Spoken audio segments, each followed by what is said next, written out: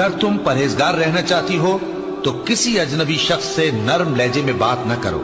تاکہ وہ شخص جس کے دل میں کسی طرح کا روگ ہے کوئی امید نہ پیدا کر لے، اور دستور کے مطابق بات کیا کرو، اور اپنے گھروں میں ٹھہری رہو، اور جس طرح پہلے جاہلیت کے دنوں میں زیب و زینت کی نمائش کی جاتی تھی اس طرح اظہار زینت نہ کرو، اور نماز پڑھتی رہو اور زکوٰۃ دیتی رہو، اور اللہ اور اس کے رسول کی فرما برداری کرتی رہو۔ اگر تم پرہیزگار رہنا چاہتی ہو تو کسی اجنبی شخص سے نرم لہجے میں بات نہ کرو، تاکہ وہ شخص جس کے دل میں کسی طرح کا روگ ہے کوئی امید نہ پیدا کر لے، اور دستور کے مطابق بات کیا کرو،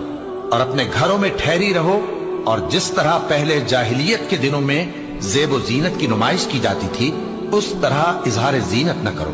اور نماز پڑھتی رہو اور زکوٰۃ دیتی رہو، اور اللہ اور اس کے رسول کی فرما برداری کرتی رہو۔